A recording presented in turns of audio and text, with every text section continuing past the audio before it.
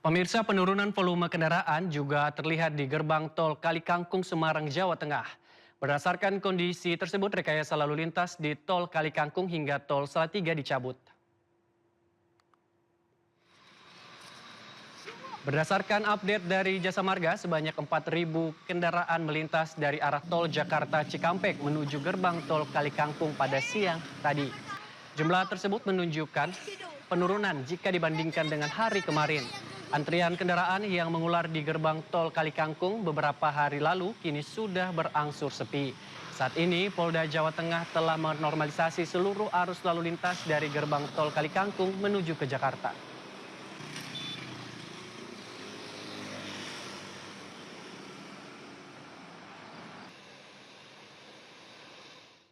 Sehari sebelum Lebaran, ruas jalur arteri Cirebon, Jawa Barat masih dibanjiri ribuan pemudik motor hingga siang ini. Arus lalu lintas tersendat akibat pasar tumpah atau aktivitas pasar yang meluber ke jalan raya. Ribuan pemudik motor tersendat saat melintas di depan Pasar Mundu, Cirebon, Jawa Barat pagi tadi. Pemudik motor bergerak merayap sepanjang 1 km akibat banyaknya aktivitas pasar tumpah atau pasar yang meluber hingga jalan raya.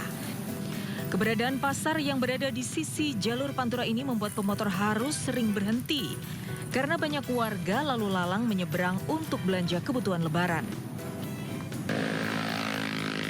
Satu hari jelang Lebaran, pemudik motor dari Jakarta menuju Jawa Tengah masih membanjiri jalur Pantura. Kemacetan bahkan terjadi di sejumlah titik pertemuan arus lantaran kendaraan tidak hanya didominasi pemudik, tapi juga warga lokal yang bepergian untuk belanja berbagai kebutuhan Lebaran.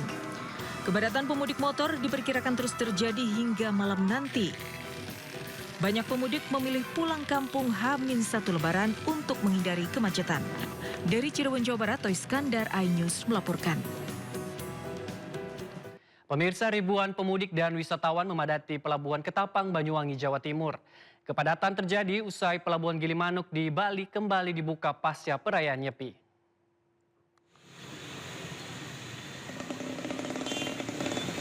Dibukanya kembali pelabuhan penyeberangan lintas Selat Bali membuat lalu lintas di sekitar Pelabuhan Ketapang, Banyuwangi, Jawa Timur padat. Kendaraan terjebak macet sebelum masuk pelabuhan. Penumpukan juga terjadi di area parkir pelabuhan. Pihak pelabuhan mengoperasikan 35 armada kapal untuk mengurai kepadatan.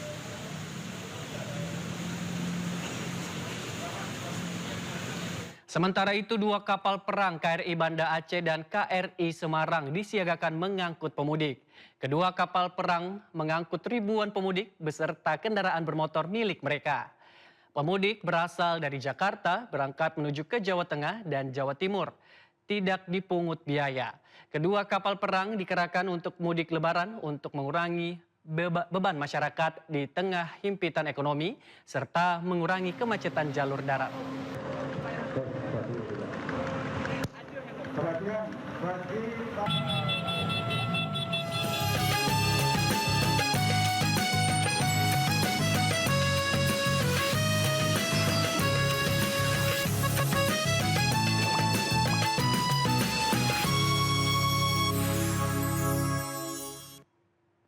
Pemirsa, meski pemerintah belum menetapkan 1 Syawal, sebagian umat muslim di Kota Depok, Jawa Barat telah melaksanakan sholat Idul Fitri Kamis pagi.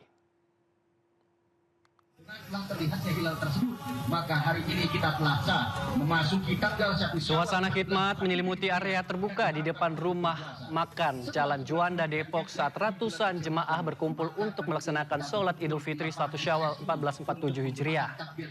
Pelaksanaan sholat yang dipimpin oleh Ustadz Hashim Mustafa berlangsung tertib di bawah pengamanan petugas Polsek Sukma Jaya. Perbedaan waktu Lebaran ini didasari oleh keyakinan jemaah yang merujuk pada hasil ruqyat hilal global, di mana posisi bulan dilaporkan telah terlihat di beberapa wilayah seperti Afghanistan dan dikonfirmasi oleh Mahkamah Syariah setempat.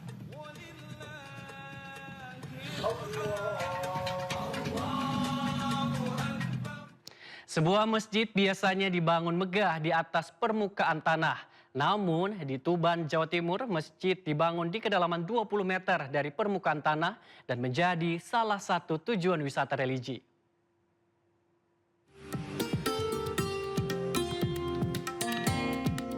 Sekilas tak ada yang menyangka bahwa gerbang berwarna kuning keemasan ini adalah pintu masuk menuju masjid bawah tanah yang terkenal di Tuban.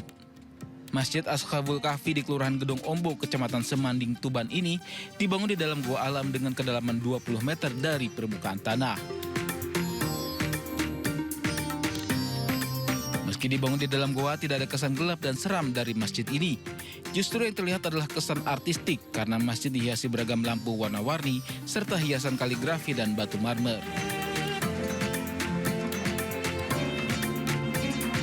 Masjid ini jadi destinasi wisata religi dan banyak dikunjungi warga, terutama saat liburan dan musim mudik lebaran.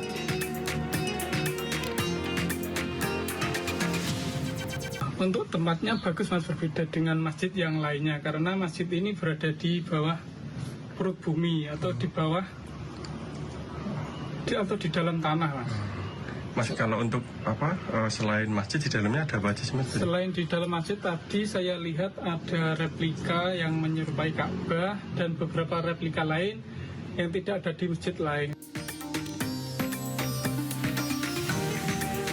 Dibangun tahun 2002, lokasi masjid dulunya merupakan tempat pembuangan sampah. Kemudian dilakukan pembersihan secara bertahap sekitar 18 bulan sebelum akhirnya dibangun menjadi tempat ibadah. Dulunya sebelum ditemukan ini dulu ada tempat sampah. Nah, tempat sampah ini sama Abah Yai dibersihkan sampahnya selama 18 bulan. Lalu sampah bersih baru Abah Yai membangun pondok pesantren perut bumi, masjid bawah tanah, julukannya Masjid Pusar Bumi. Pengunjung yang datang tidak hanya dari Tuban, tapi dari berbagai daerah lain, seperti Jawa Barat hingga Sumatera. Untuk masuk ke kawasan ini tidak dipungut biaya tiket. Pengunjung hanya perlu membayar parkir kendaraan dan mengisi kotak amal seikhlasnya.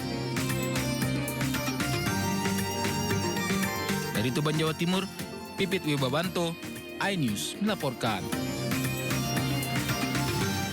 Kita beralih ke negeri jiran Malaysia, pemirsa. Tradisi membuat lemang terus dilestarikan. Lemang merupakan kudapan yang kerap disajikan saat Hari Raya Idul Fitri. Menjelang berakhirnya bulan suci Ramadan dan datangnya Hari Raya Idul Fitri, tradisi pembuatan lemang terus dilakukan. Terbuat dari beras ketan yang direndam dalam santan kelapa, lemang merupakan makanan tradisional khas masyarakat Melayu di Asia Tenggara, termasuk Malaysia. Pertama-tama pembuat lemang menyiapkan daun lerek yang sudah dibersihkan dan dimasukkan ke dalam potongan-potongan bambu.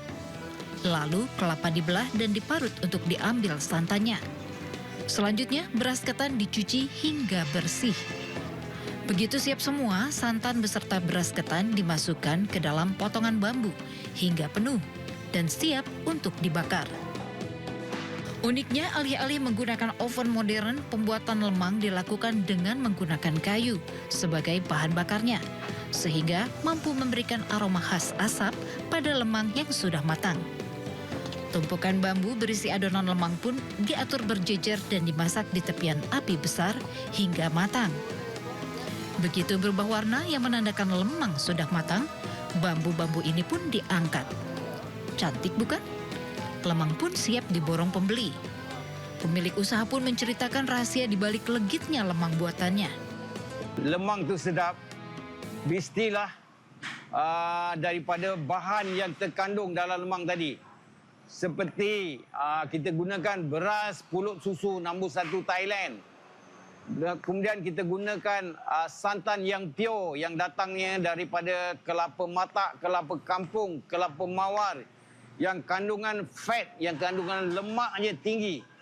Kita hasilkan, kita perah sendiri, kita parut, kita belah, kita santan sendiri, kita proses sendiri supaya kita dapat ukuran yang tepat. Di Malaysia, lemang kerap disajikan dengan berbagai lauk yang cocok disajikan saat hari raya nanti.